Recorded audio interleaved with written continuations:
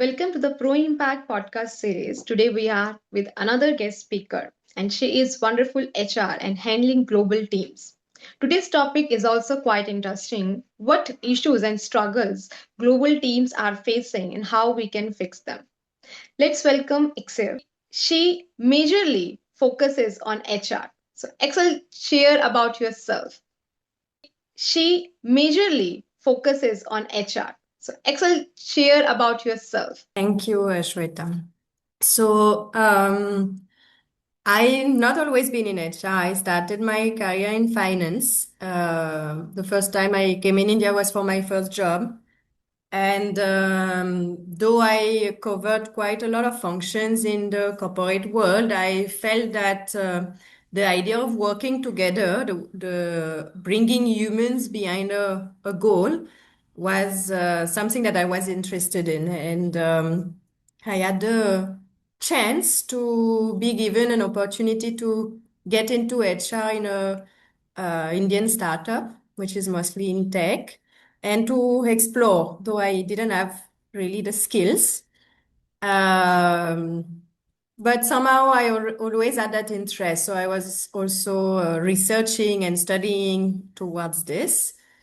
And through that, then I realized that certain things are not so easy to look at, and that HR is not really limited to processes. And that's where my interest to go a little bit deeper into how we work together, even when things are not so simple. People are coming from different backgrounds, different cultures. The different teams have different goals also, so it might be difficult to come together behind the bigger picture. It's something that I decided to focus on. So I then left and became an independent HR consultant. It's great to know that you have diverse experience into finance, then HR, and the vision behind it. Helping people come together. It's like people management is majorly the HR, human resource management. Uh, what struggles you have seen that in India and even in global HR managers, consultants are facing, and fellow consultants are facing. Emphasize on the competency of people, Mm-hmm. um, but it doesn't really touch this idea of bringing people to work together. We think that because the person has the skill, then you will fit the position very well. But connecting the dots between the different roles and the different responsibilities is not always there. We think it's enough to just have the right person who knows to do their job. And I think this is one of the struggle that companies are facing. While they might have the competency, how do we plan to work together? What is the right way to work together that makes sense for this company, this project, with this kind of people? We don't, it's not something that we really think about. We're trying to usually build on the spot, correcting, trying, making mistakes, and just figuring it out while going forward. And it's not something that we put on the table saying, okay, we need to figure out what is our way to work together. And therefore, the rules are different for everyone. Yeah, meaning that the informal norms and the ways of working, the methods of working are just are not so common to everyone. Everyone tries to figure out their own way and fit it in the bigger picture, but on their own. And it's not always easy. It requires quite a bit of will to do that and a lot of thinking to do that, but it's not always given the priority. When you see the teams are struggling, what key three parameters you check? Like, yeah, this team is breaking, the performance is going down. So, what majorly the HR consultant need to notice? Any three key parameters you want to bring light on? So usually, I think most of my clients, when they call me, they actually already see that something is happening.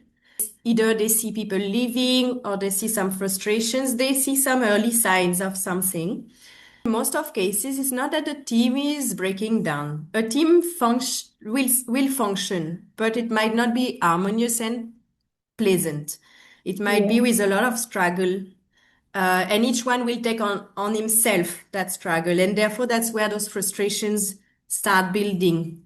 And it's not a very happy process. And that's Mhm. where the productivity gets impacted. And usually, what the clients notice is that lack of productivity or reduction of productivity or certain key people leaving and then they kind of call and see that. So I would say when I come in, I just have to look for the actual reason of this because the client might have an idea and but they don't really investigate it very deep. They have their own idea of what's going on and Yeah. but they don't really check. So that's the first thing that I usually do. I really go and speak to everyone to really understand what's going on. What the core principle a good HR consultant should need to do or follow? I think each one has its own technique, and I don't think there is one way of doing it. What I like to do when I'm facing such an assignment is two things. One is to you say to to speak to the managers and understand. I like to speak to everyone because the struggle will definitely cascade to the bottom level also, and they are the one holding those frustrations and those struggles in their day to day at work, and therefore to Mm. also speak to employees is as important as speaking to managers or management because everyone will have a perspective from their own length. And Yeah. another thing that I like to do is to attend maybe review meetings.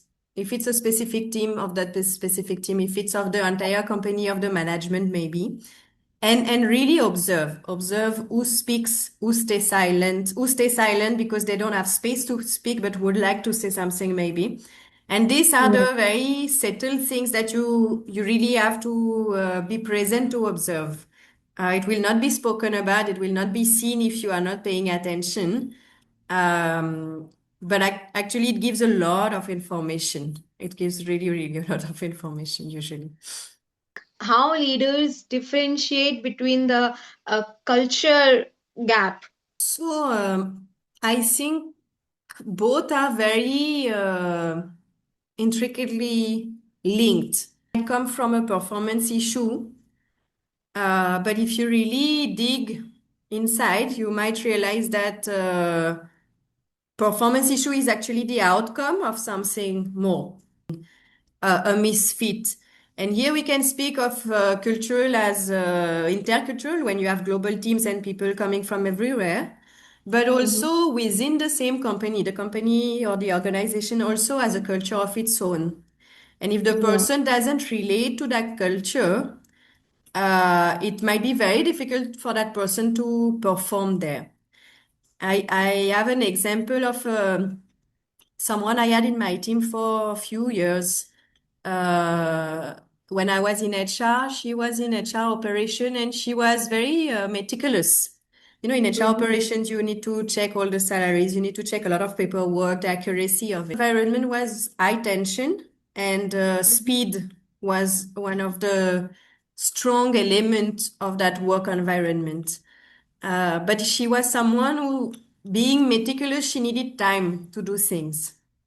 Things like spend some hours doing one thing, then shift to something else.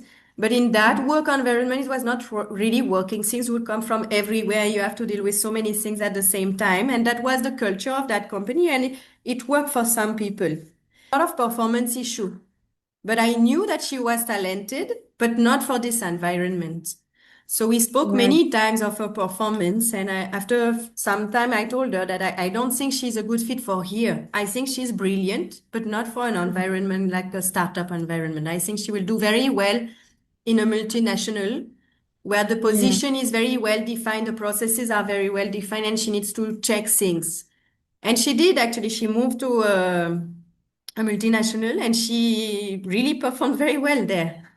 And therefore, It's we great. see that it's not about the person, it's about the environment in which they are that might not be. helping them to perform the right way.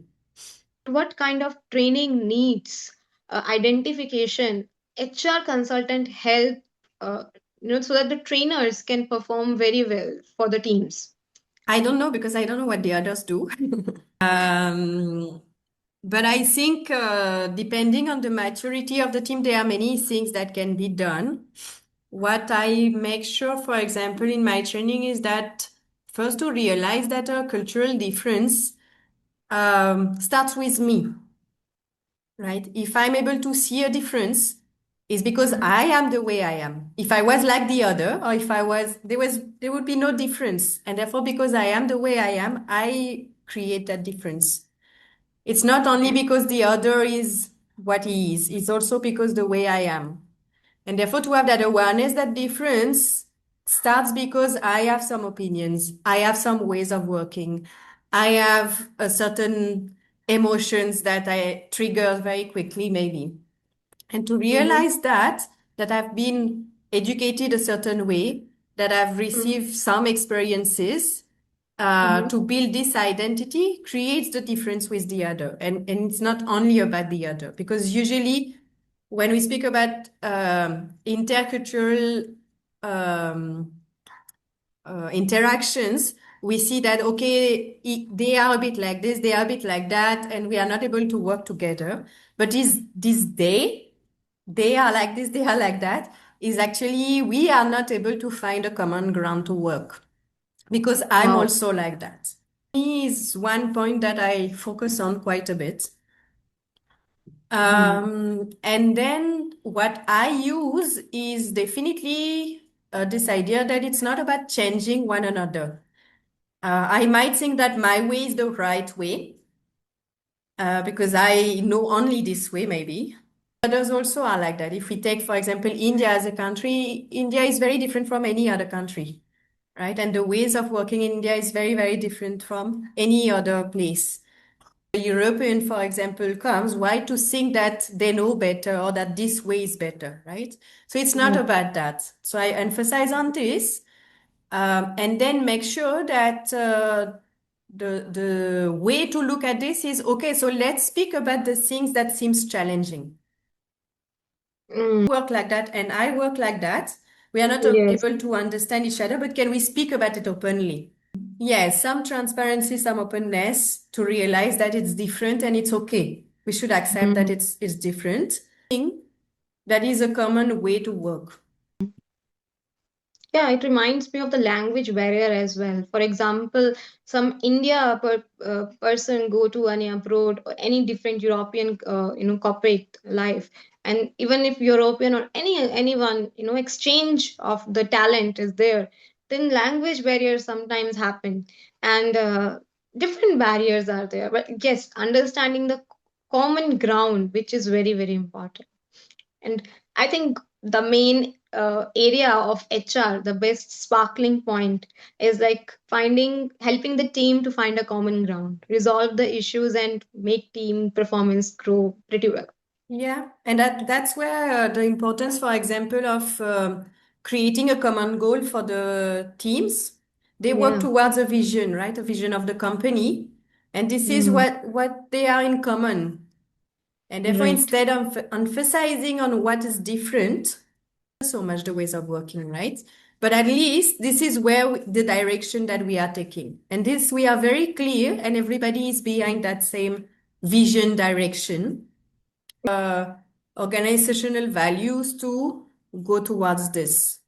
And I think this is something also that is important.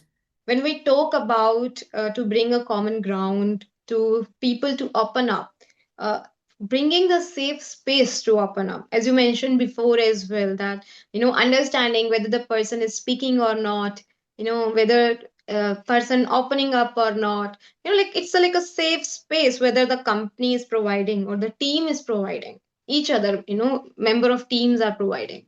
So what is your take on this perspective, this aspect? I think it's not so something that is done automatically. It's something that needs to be brought in the culture of the company to do this, to offer those spaces.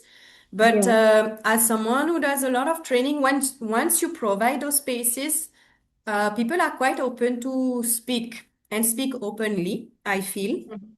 And Mhm. therefore, what needs to be emphasized even when creating those spaces is the need to take responsibility.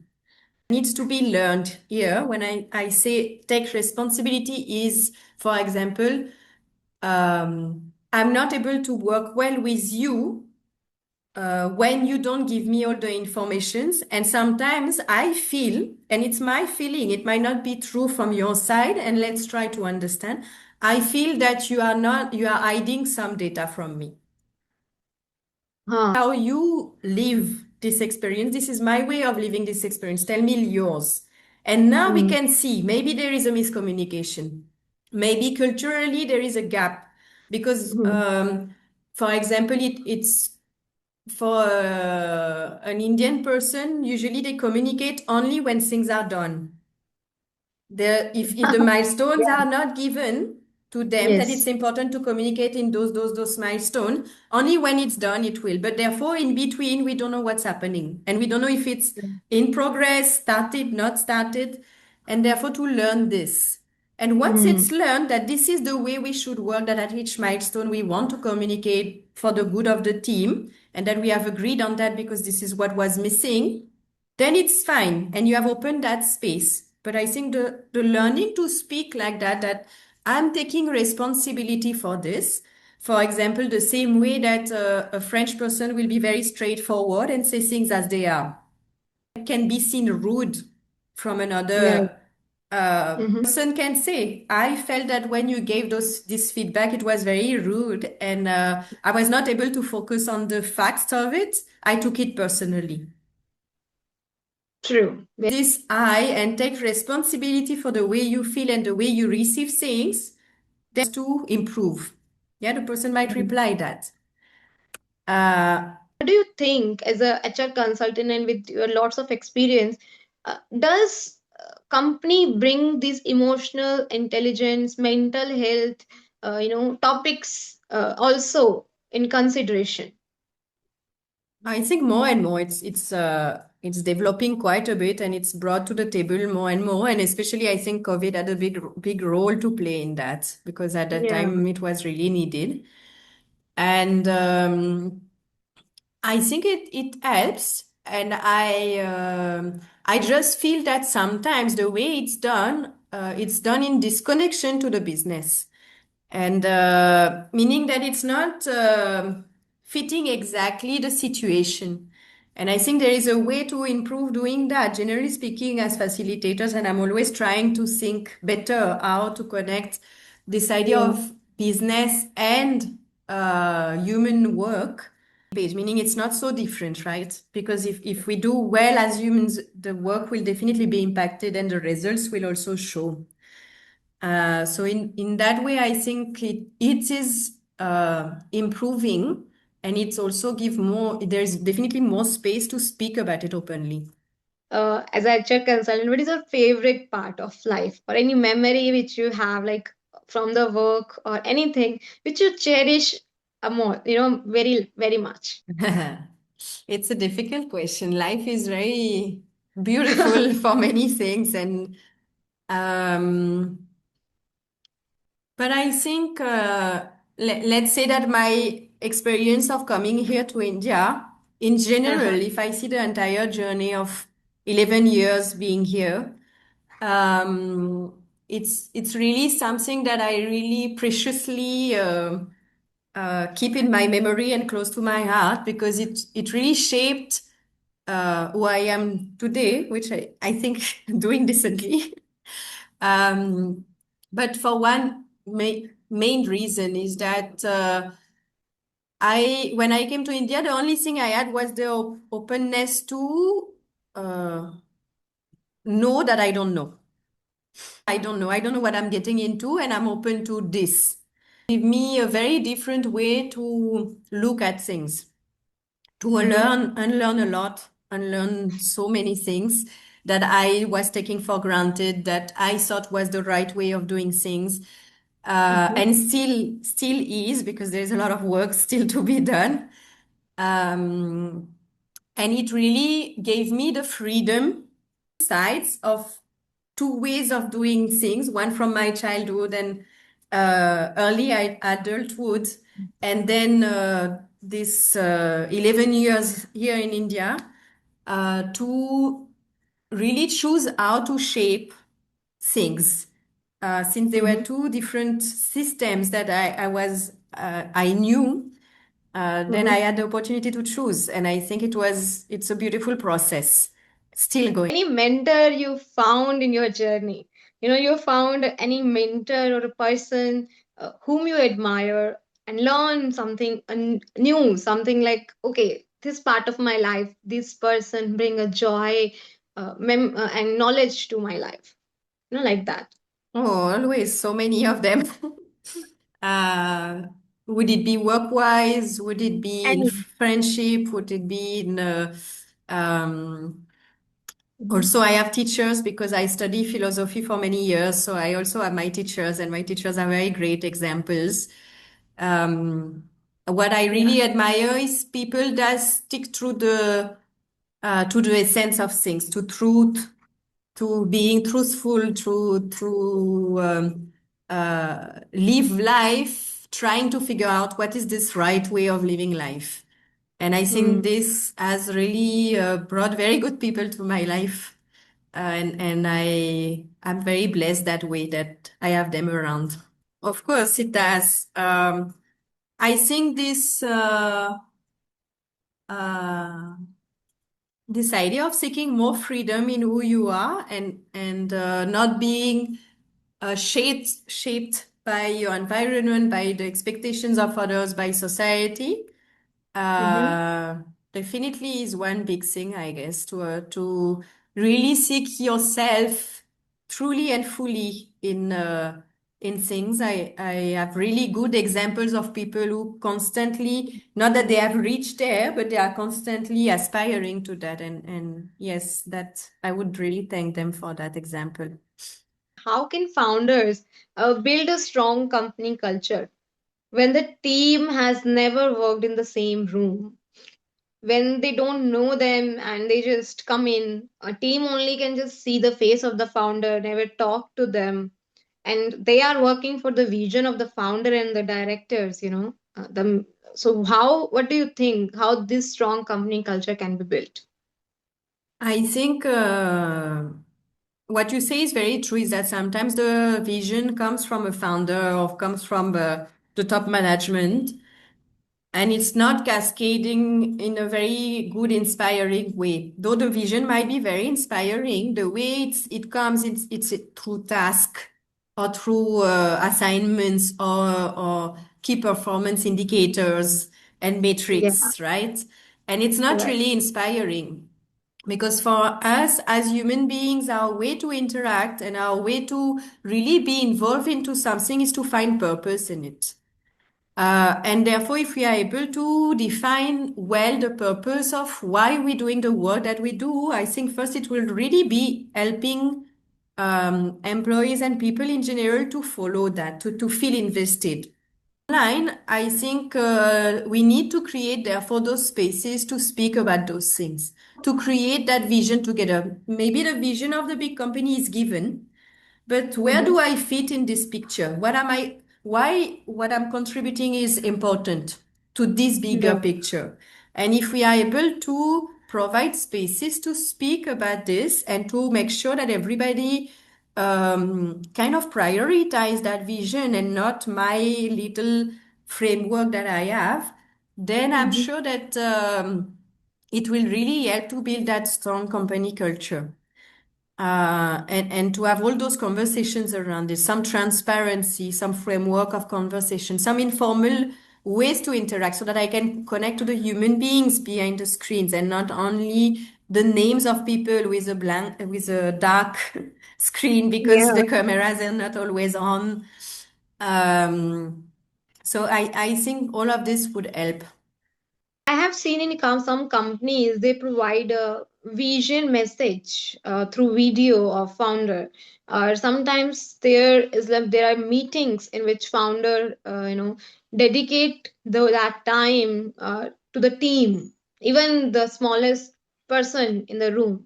Everyone just know what we are doing and where we are progressing.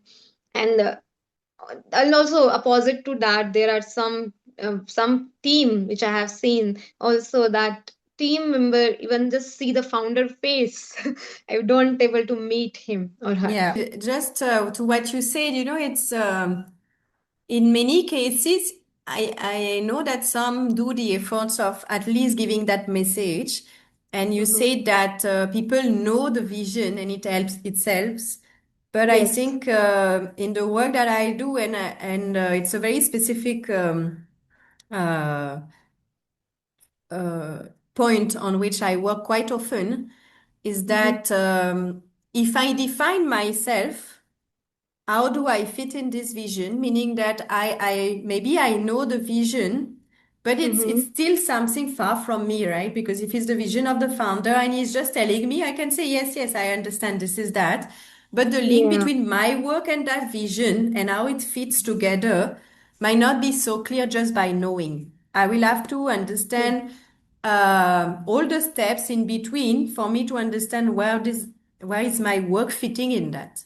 And this is something that is possible to do. It's not so difficult also.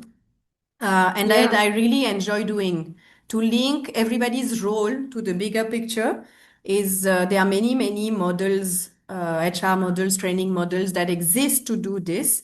And it really Mhm. bring a lot of difference in the way that people interact with their job. Any training or learning methods which you found work best for teams spread across many countries and time zones? I don't think I can say because I don't like to Hmm. select. It's like uh, you can't repair something with always the same tool. Depending on what is broken, you will have to repair with a different tool. And therefore, Right. each learning method has its own value depending on what's the struggle and what is where the team is, how big the team is the need. Example And case study. You want to give an example and then a method or something model. um, no, I don't want to give because after people will think I'm specialized in this, and that's not what I want. I really want to keep away from this idea that some methods are better than others. That's not true. Each method Yeah. has its own value, and depending on what is the issue, then each method will solve something different. And therefore, if I start saying something, then people will think that this is the Yeah. method This that is is very fun. recommended. And I don't want to recommend anything because each Yeah. thing has its own place to be. If a company wants to improve global teamwork quickly, what is the single most important thing they should focus on first? What do you think? Come back to this idea that focusing on the fact that if I develop my employees and I find some ways to grow the employees, then the business will also grow. There's two things, right? That there is business development and there is employee development that is done by HR, and that sales and HR are so disconnected. They are very different things. And I don't believe in that so much. I believe that if we put efforts into growing and developing employees, the business will grow.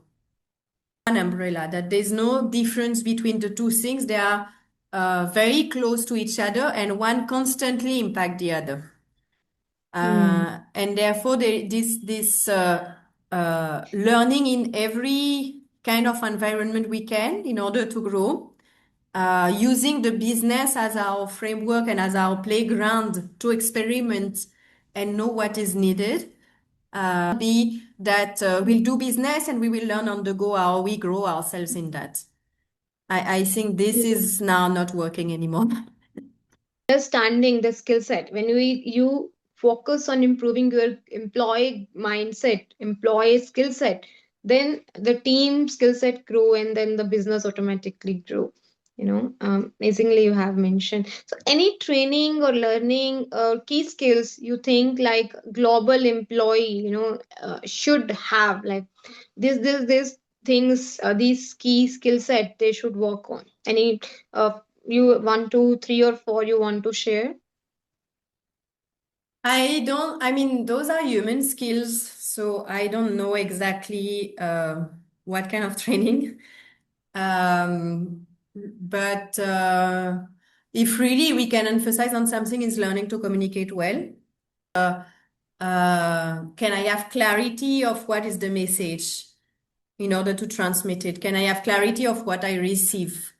Mm-hmm. Especially in intercultural trainings, for example, we have so many assumptions than the other. That's what the other meant, which is therefore to verify, to have the humility to verify, for example, that I've understood well or that the other has understood well. Can you repeat what I just said so that I can understand that you understood? Mm-hmm. So to use those elements of practice, but they are not something that you learn through a training. Those are elements that you keep generally in your mind and you practice in the day to day. It's like collaboration, for example. Mm-hmm. Collaboration is not something you really learn. You have to throw yourself into trying to understand what is collaboration and making it happen. Meaning that I could decide that it's easier to do this task on my own. It will be faster, and I'm sure that I'm doing it well, so it's proper. But I'm not giving Yes. in that the opportunity of someone to learn, giving the opportunity to work with the other, that maybe we will accomplish this together and it has a value of its own because next time then maybe this person can do it instead of me. And to have those concepts in mind constantly, to decide consciously that I want to work with a better communication, with more collaboration, is a challenge. So I don't think it's a skill. I think it's bringing more attention to ways of working. Communication and collaboration, and third one is like connection. When these communication and collaboration come into picture, I think the human connection in the teams become very great. Right. I think the last message would be that, even the title of our talk today was about struggles. To make sure that this work of working together, this idea of working together can be seen as an amazing process, as something very joyful to work on. We usually see it in as something that comes in the way of some business goals, some targets to be achieved. But I think a Yeah. big part of what I'm trying to do when I speak of my work is to not focus on this being a mean, but actually this being a goal. The working Right. together can be the goal, and the targets will be achieved maybe as a result of it. And Mm. um, and I think if we change that perspective, it will bring a lot of good things to the world in general.